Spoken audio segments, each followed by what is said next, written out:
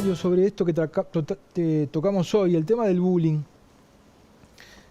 Es preocupante en sí mismo, obviamente, pero no llama la atención de que lo que los expertos señalan, ese sufrimiento en silencio de miles y miles, no haya sido ni siquiera tenido en cuenta con un protocolo de actuación.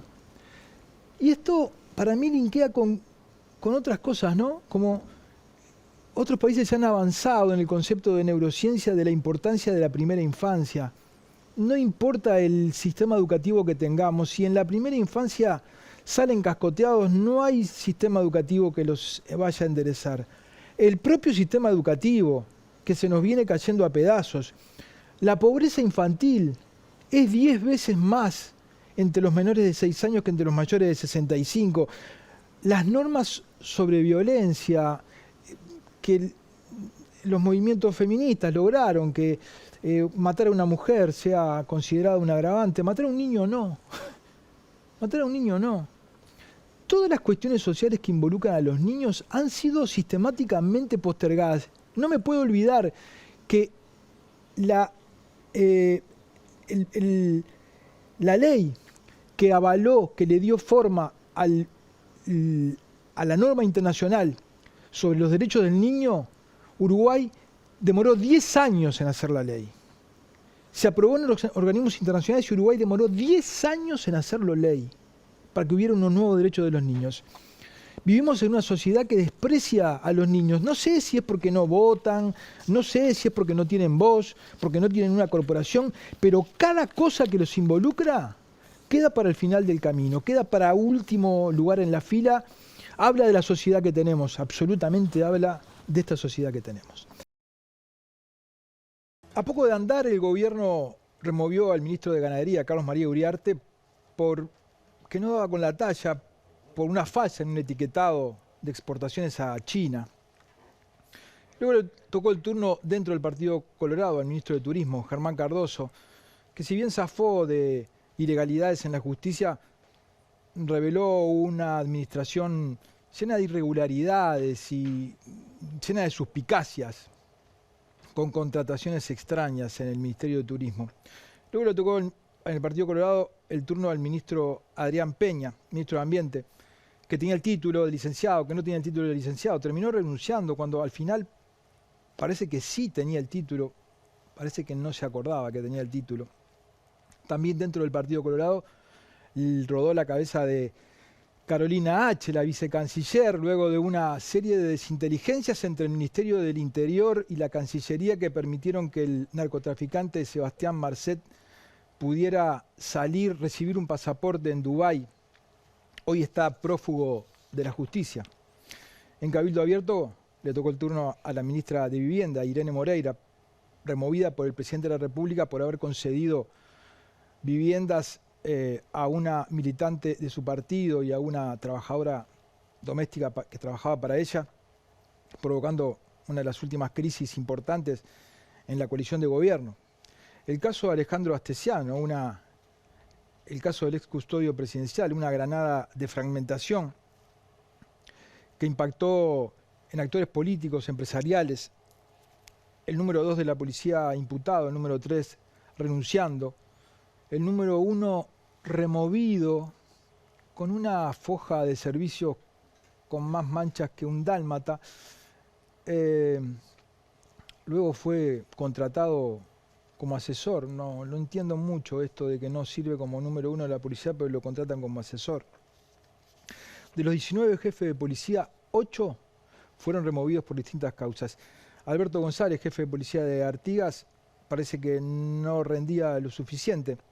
Juan Ángel Fontes renunció como jefe de policía de Flores luego de que la Fiscalía pidió su procesamiento con prisión por obstaculizar una investigación del homicidio de un adolescente en 2008. Su lugar lo ocupó Walter Porcile, 35 días duró. Fue removido por haber permitido una manifestación, una concentración en plena veda de la pandemia del COVID. A él lo sustituyó Gonzalo de la Rosa. Cuando había sido director del Instituto Nacional de Rehabilitación, fue cesado luego de comprobarse que aportó información falsa sobre un homicidio en el penal de Libertad. Luego renunció por haber reconocido que accedió a trasladar presos a pedido de la diputada Susana Pereira. Herodes Ruiz fue cesado en la jefatura de policía de Montevideo por haberse reunido con Gustavo Leal, con quien estaba intercambiando información sobre las bandas de la periferia. Leal tenía mucha información, Ruiz quería obtener esa información. La coalición de gobierno no le permitió el pecado de reunirse con un frente amplista y lo removió. Martín Boto renunció a su cargo como jefe de policía de Río Negro, luego de proteger a un policía incriminado por violencia doméstica. José Adán Olivera renunció a su cargo como jefe de policía de Cerro Largo por haber encubierto a policías que habían realizado un contrabando. Carlos Ayuto, jefe de policía de Salto, usó vehículos oficiales.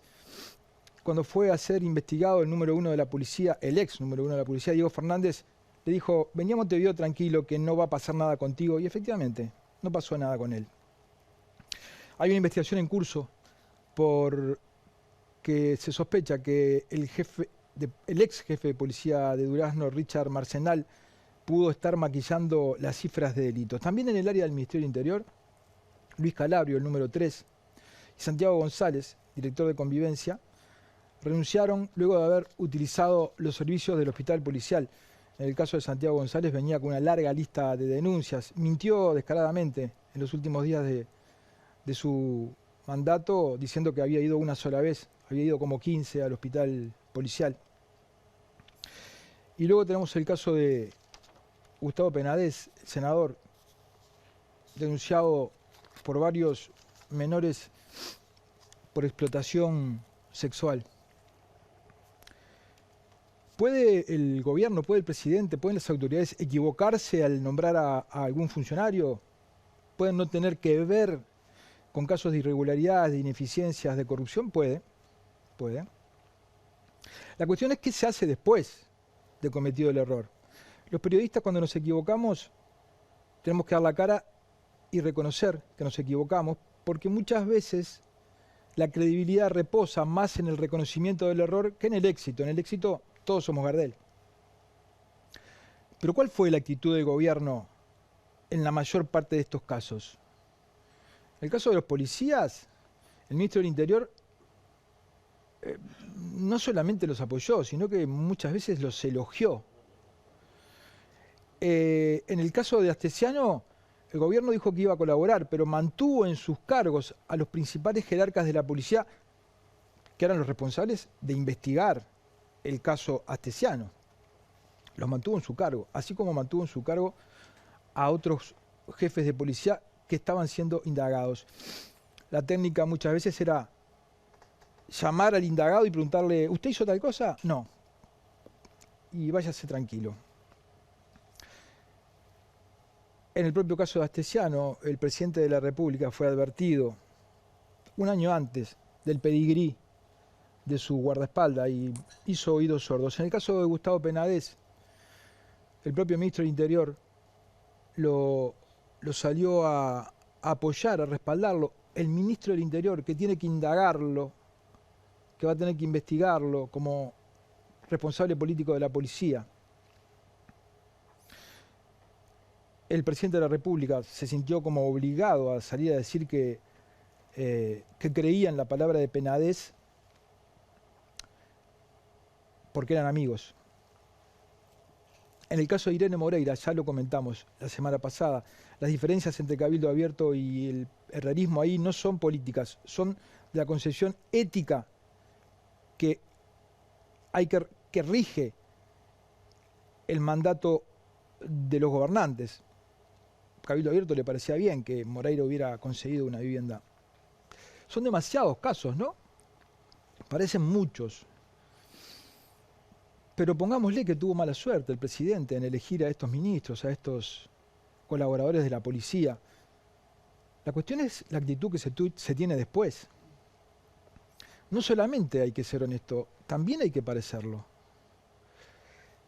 Si al costo político que tiene que se descubra un funcionario corrupto se le suma el apoyo, la expresión dual, el alimentar las suspicacias en lugar de aclarar, los costos políticos son mayores. El gobierno parece no darse cuenta de esto y sigue repitiendo esta política. Salta una irregularidad, apoya o matiza en lugar de condenar. No tuvo el presidente de la República la misma actitud con otros ministros que la que tuvo con Irene Moreira. Al final parece que un poco de razón quizás tenía Manini en cuanto que le pueden haber estado cobrando alguna cuenta por otras cosas. Parece por momentos una banda que desafina y que no encuentra el ritmo como para terminar el mandato con el panorama sin tantas turbiedades. Todavía quedan un tiempo de gobierno. Vamos a ver si el último va a tener que apagar la luz o esto queda por acá. 50 años se cumplieron del golpe de Estado. Como decía la historiadora Vania Marcarián, no ocurrió de un día para el otro, fue un proceso largo, proceso de violencia. La violencia lo llenaba todo. Hoy la violencia social se manifiesta de otra manera. Se había advertido que el crimen organizado nos iba a traer una violencia de carácter social muy fuerte y la estamos viendo cada día con muertos, jóvenes, cada vez más violentos. Hay videos, además de los homicidios impunes, que son la mitad de los homicidios, hay videos con torturas, gente siendo torturada. Hay gente desaparecida, desaparecidos en democracia. ¿Y cómo responde el Estado? En el 73 el Estado respondió con terrorismo de Estado a la violencia política. Hoy el Estado responde con ausencia de uno de los principios básicos del Estado de Derecho, que es el derecho a una defensa. Los defensores de oficio dicen que en algunos rubros el 80% de quienes pasan por un juzgado carecen de un defensor. Ni la dictadura hizo esto. Aunque era una fantochada, la justicia militar le permitía a los acusados ir con un abogado. Ahora el 80% en algunos ámbitos de la justicia pasan sin un defensor. ¿Y a dónde son enviados? A cárceles donde se violan los derechos humanos. Cárceles que son peores que las que tenía la dictadura. Y tenemos al Poder Judicial, que le dice al Poder Ejecutivo que enmiende estas violaciones a los derechos humanos y que genere cárceles dignas. Y el Poder Ejecutivo no responde. Homicidios impunes, torturas, desapariciones, violaciones a los derechos humanos por parte del Estado, negación del Estado de Derecho, falta de respeto entre los poderes. Visto así, separado, parecen datos sacados de una dictadura. Sin embargo, la democracia uruguaya desfila por las pasarelas del mundo como una de las más perfectas. Nos seguimos mintiendo básicamente a nosotros mismos. Hoy nadie se cuestiona la vigencia de la democracia, pero hay acechanzas como el crimen organizado que en algunos países afectaron la institucionalidad. Había una frase que utilizaba la dictadura militar, que era una frase del filósofo español Ruiz de Santayana, que dice que los pueblos que olvidan su pasado están condenados a repetirlo. Esperemos que no nos pase. Convertido ya en el narcotraficante más mediático de la región, Sebastián Marcet apareció estos días con un nuevo video. Vamos a ver este tape que preparó Diego Ríos sobre Marcet y venimos.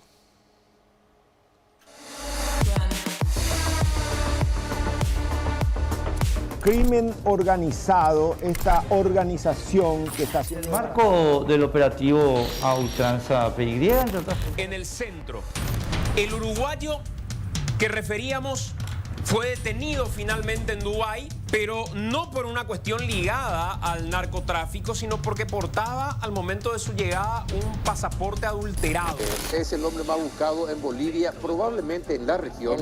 El jefe de la organización. En 2021, el 10 de septiembre, Marcet es detenido en Emiratos Árabes. 10 días después, ocurren los primeros chats entre el número 2 de Interior, Maciel, y la número 2 de Cancillería, Carolina H., por el pedido del pasaporte por parte del abogado que el narco le reclamaba al gobierno uruguayo para que éste pudiera obtener la liberación. El 28 de octubre, Marcet gestiona este pasaporte. Y unos días después, el 3 de noviembre, en un chat, Guillermo Maciel, el subsecretario de Interior, le informa a la subsecretaria de la Cancillería, Carolina H., que Marcet es un narco muy peligroso y pesado y que sería terrible que se lo liberara de Dubái. Las conversaciones que yo tuve con ella, las dos conversaciones, no están vinculadas en modo alguno a la emisión de un pasaporte. No hablábamos de la emisión de un pasaporte, porque las autoridades políticas de la Cancillería, del Ministerio de Interior, desconocíamos que se estaba tramitando un pasaporte. El 22 de agosto, durante la interpelación que la oposición le hizo al gobierno por el tema Marcet, Bustillo dice: en noviembre, ¿quién sabía quién era Marcet? Hasta el día 3 de marzo era un trámite administrativo. Nadie sabía en noviembre quién era Marcet. Cuando 5 meses antes, Maciel había advertido a H sobre la peligrosidad del narcotraficante uruguayo. Habló Sebastián Marcet a través de un video. Hablen tranquilos, pero no tienen pruebas de nada de lo que dicen. Ni siquiera saben qué fecha fui liberado, cuándo me dieron el pasaporte. Nada. Hablan nomás.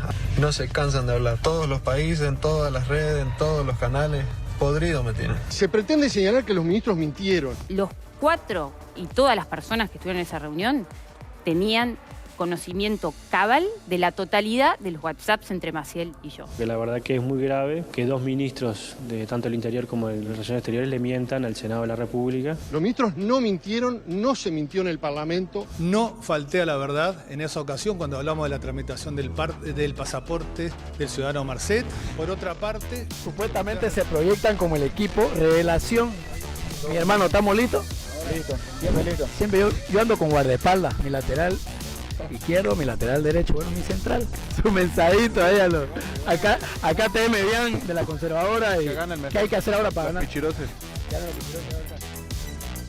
La Fiscalía citó a declarar a 14 personas por la entrega del pasaporte a narcotraficante Sebastián Marcet. El ministro del Interior, Luis Alberto Heber, el subsecretario de esa cartera, Guillermo Maciel, el ministro de Relaciones Exteriores, Francisco Bustillo, y la ex subsecretaria Carolina H. van a declarar como indagados. El fiscal del caso Marcet suspendió todas las declaraciones previstas ante un escrito presentado por el abogado de la ex vicecanciller Carolina H. No lo pedimos, no era lo que esperábamos, no es lo que deseamos. Tenemos que hablar de la noticia del fin de semana. Un hombre buscado en Paraguay. La última información que teníamos era que estaba en el continente asiático. El día de ayer, Sebastián Marcet sigue burlando a la justicia. De la justicia paraguaya, boliviana y uruguaya, Sebastián Marcet Cabrera, reapareció. Fue localizado en Santa Cruz, Bolivia. Sin embargo, Marcet logró eludir el operativo. Esta persona recibió una alerta una hora antes de este intenso operativo. Marcet era dueño y jugador de un equipo de fútbol que juega en el campeonato por el ascenso del fútbol boliviano. El Torre FC forman con José Peñarriete con la casaca número 12, 80 para Federico Larraura, 23 para Luis Amorir. Casaca número 14 para Lucas Casablanca. La casaca número 23, pateaba los córneres, era pésimo como jugador, pero sí que jugaba bien con la droga. La policía boliviana mantiene a casi 2.500 uniformados movilizados en busca de Marcet. Es un narcotraficante muy importante que no reviste tanta pomposidad como la que él se define. Para la Fiscalía, Sebastián Marcet es un narcotraficante de alta peligrosidad. El allanamiento a 8 inmuebles. Cada uno de ellos se ha generado un secuestro de diferentes tipos de objetos. Fusiles M5, 14 fusiles M4, una pistola 9 milímetros. Que no reviste tanta pomposidad como la que él se define. Y entre proyectiles, calibre 45, 9 milímetros, hemos recolectado 1.915 proyectiles. Cargadores, chalecos antibalas, motocicletas, 31 vehículos. Parece ser, a nivel del Cono Sur, uno de los principales narcos. No hay argentinos conocidos. Tenemos que ir a Brasil para encontrar nombres conocidos, o Paraguay, o Colombia o México. Llegó a uno de los WhatsApp de Telenoche una amenaza firmada por quien dice ser Sebastián Marcet. Porque se ha amenazado a un periodista de la red ATV por dar seguimiento al caso del narcotraficante uruguayo Sebastián Marcet. Y a Canal 10 también llegó el mensaje de tono amenazante que firma Sebastián Marcet. El texto enviado dice: hola, si siguen haciendo artículos periodísticos de mí, habrá consecuencias. Soy Marcet. Este ciudadano no ha salido todavía de nuestro territorio nacional. Pedimos e insinuamos a los ciudadanos, a los vecinos de la ciudad de Santa Cruz, que si tienen alguna información, hagan conocer a la policía boliviana. Ya estamos cerca de poder dar con su paradero, estamos pisando los talones. No lo pudimos agarrar.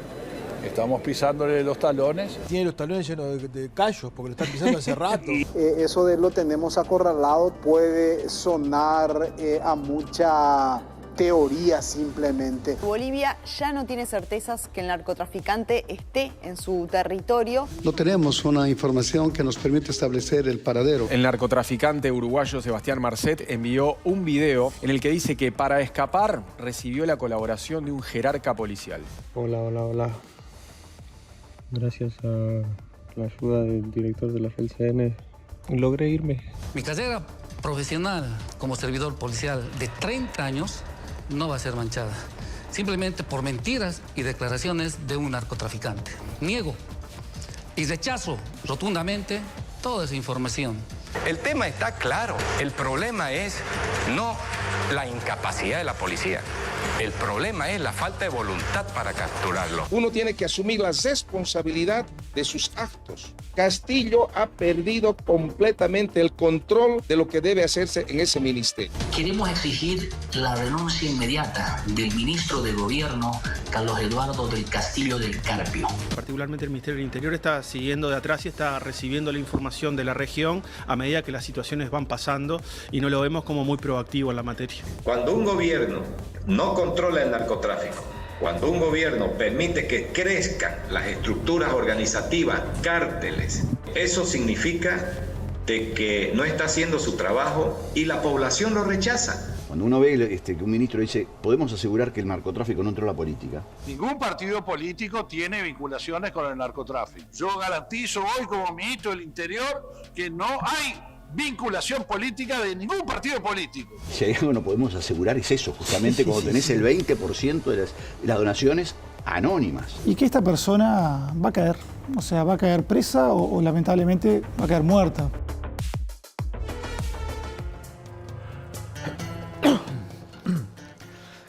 Tenemos algunas condiciones naturales que no son las más graves en el continente, pero vivimos en el continente donde se produce toda la cocaína del mundo, en el continente donde se produce buena parte de la marihuana del mundo. Somos frontera del país que tiene la mafia más poderosa de la región, segundo país en consumo. Estamos primeros en la región en consumo de cocaína per cápita.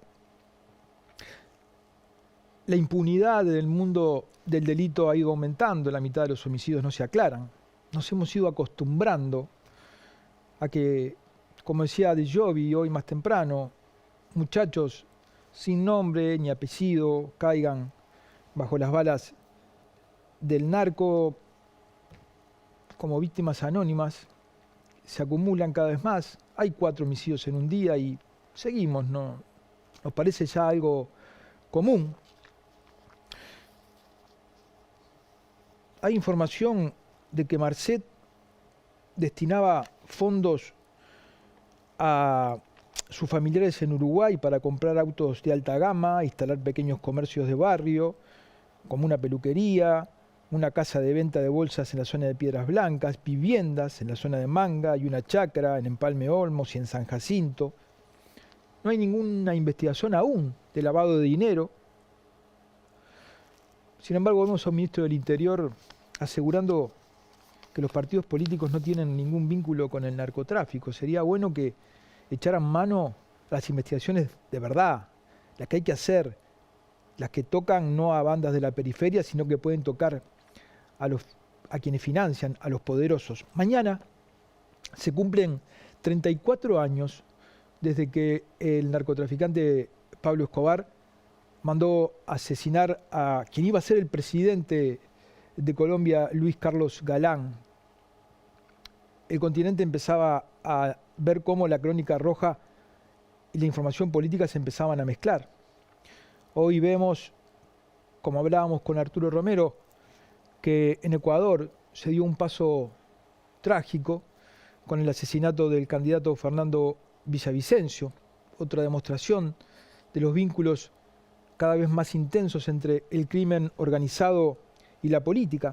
De hecho, en Uruguay, además de una interpelación por el caso Marcet, están siendo citados 2 ministros a la Fiscalía por la entrega del pasaporte. En Bolivia se generó una crisis política por la presencia de Marcet. Basta hacer una búsqueda en Google para ver que todos los países de la región tuvieron al menos un episodio de vínculos entre la política y el narcotráfico, menos Uruguay. Quizás pensemos que somos los cátaros de la región, ¿no? Como tantas veces nos hemos creído otras cosas. Fíjense, para recordar esta intervención de Gandini, el senador Blanco, durante la interpelación a los ministros de Interior y Exteriores por la concesión del pasaporte a Marcet. Vamos a recordarlo. Hoy en una radio, y lo quiero contar acá, en una comisión cuando yo era diputado, por alguna razón vino el inspector Guarteche. Y en ese diálogo que manteníamos con él pidió para hablar sin versión taquigráfica. Por supuesto, le dijimos que sí. Hoy ya a esta altura yo voy a decir lo que dijo ahí. Dijo, miren muchachos, así, los narcotraficantes de hoy ya no son aquellos tipos que usan una camisa con el cuello por afuera del saco, una cadena gruesa de oro en el cuello y un reloj ostentoso.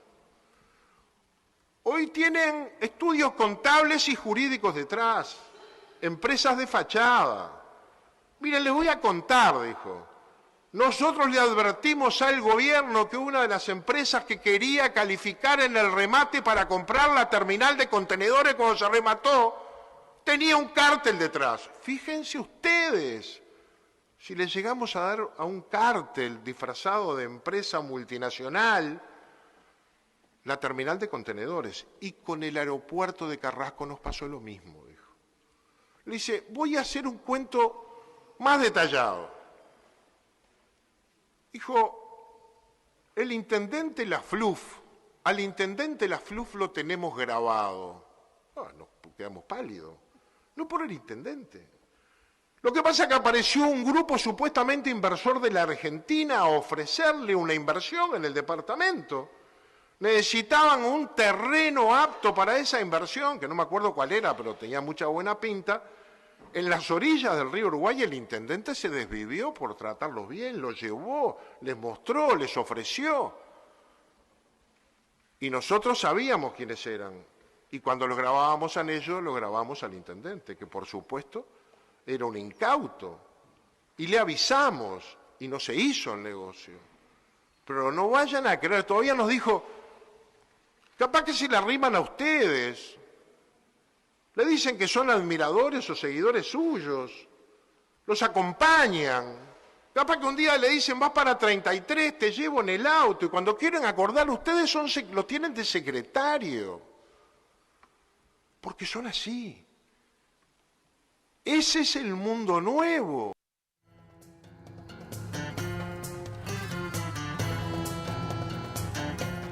Ese es el mundo nuevo que Guarteche le pintaba a los senadores. Guarteche ya no está. Le puso a una de las grandes operaciones que realizó campanita, para que el sistema político sintiera el tintinear del riesgo al que estaba sometido. Pero sin embargo, pasan los años y vemos una afirmación tal de decir sin pruebas que los partidos políticos no están vinculados con el narcotráfico. Nos va a costar entender que hoy la principal amenaza para las democracias es el narcotráfico, producto de este error histórico que algún día la humanidad se dará cuenta de que el paradigma prohibicionista nos llevó hasta esto, pero mientras el paradigma prohibicionista no caiga, va a haber que tener el cuidado suficiente para que la democracia y los partidos políticos no caigan en esto, porque una vez que se empieza a transitar, nos va a pasar como nos pasó con los homicidios. Cuando queramos acordar, estamos al tope con eso. Tengo mucho miedo Y por eso hablo de estos temas, porque tengo miedo en este país en el que viven mis hijos.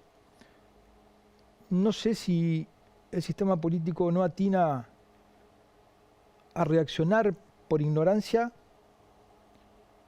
por complicidad, no lo sé. Pero así vamos.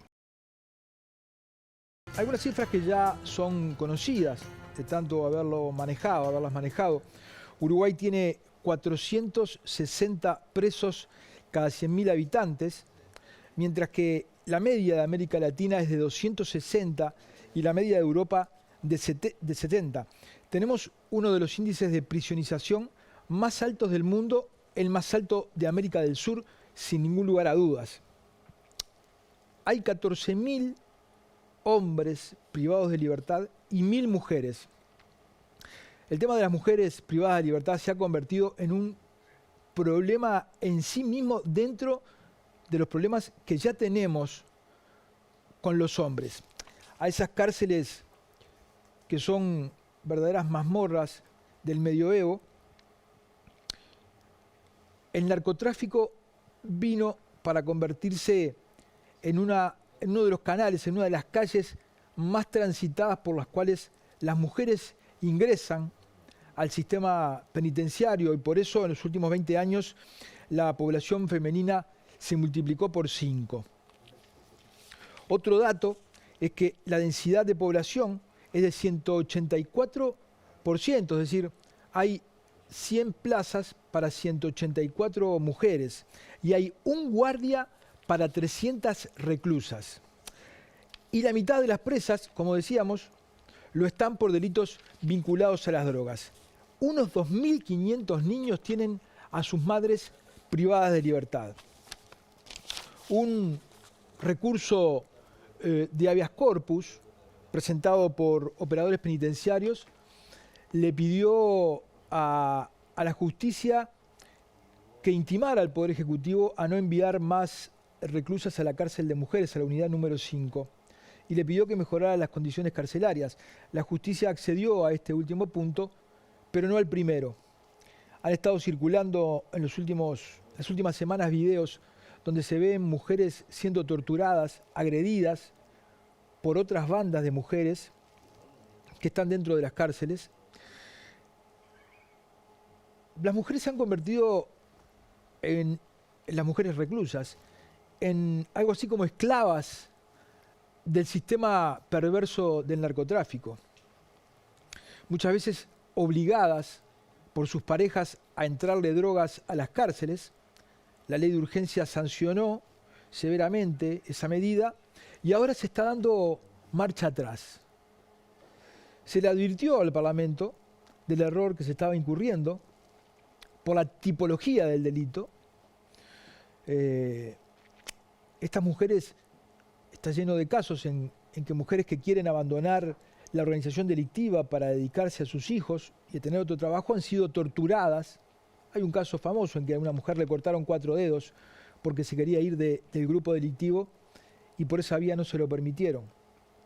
Estamos asistiendo a un delito solapado dentro del propio delito del narcotráfico, que es esta especie de esclavitud a la que están siendo sometidas. No todas, por supuesto, hay algunas que lo hacen a conciencia, pero también se han convertido, para madres jefas de hogar, para abuelas jefas de hogar, el microtráfico se ha convertido en una manera de buscarse la vida. Pero la propia ley ha incursionado en este terreno de una manera, con una visión tremendamente clasista. Por eso la ley de urgente consideración considera mucho más grave tener droga en una casa, habitación, que tenerla en un depósito. Cuando parece obvio que una madre jefa de hogar, si tiene 20 tizas de pasta base, la va a tener en su casa, mientras que el narcotraficante que tiene 400 kilos de cocaína no lo puede tener en su casa, lo va a tener en un depósito. Bueno, pues bien, se sanciona más gravemente al pequeño traficante.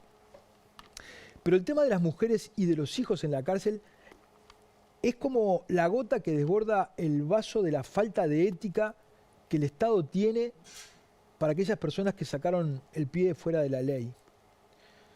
Hay veces por errores propios, otros, como decíamos, impulsadas por organizaciones delictivas que las tienen como mano de obra barata, a veces gratis. Y lo que parece no haber conciencia ni por parte del legislador ni por parte de la ciudadanía es que para esta gente la vida sigue después de la prisión y sigue integrada a la sociedad a la que la cárcel lo expulsa. Imagínense ustedes una madre jefa de hogar que entra a prisión 4 o 5 años, cuando sale perdió todo lo que tenía. Muchas veces no tienen ni quien las vaya a buscar. Normalmente el marido o la pareja está presa, cae presa ella, los chiquilines quedan casi como que huérfanos, algunos terminan en manos del INAU. Las leyes tienen que ser sancionatorias, lo que no pueden ser es ser un vehículo de tortura, y mucho menos un vehículo para profundizar la fragmentación social que ya vivimos. Si en los hombres la cárcel genera personas más violentas que cuando entraron, en las mujeres lo que se está generando es perdiendo un capital social que en las zonas de la periferia donde estas cosas ocurren es fundamental. Las madres, las abuelas, jefas de hogar, son fundamentales para mantener los restos de lo que queda de algo que se parece a una familia. Puede parecer benévolo con quienes delinquen hacer esta apreciación, pero seguir enviando a prisión gente que no cometió delitos violentos, que no es un peligro para la integridad física de sus conciudadanos, es serruchar la rama en la que estamos parados. Es no solamente condenarlas a ellas a una vida frustrada en adelante, sino también a sus hijos, que van a crecer y van a ser ciudadanos que o los integramos o los mantenemos ahí como carne de cañón para que vuelvan a la cárcel. Y si vuelven a la cárcel es porque antes dejaron una víctima en el camino. Si no lo hacemos por solidarios, hagámoslo por egoístas. Seamos egoístas, pensemos en el otro.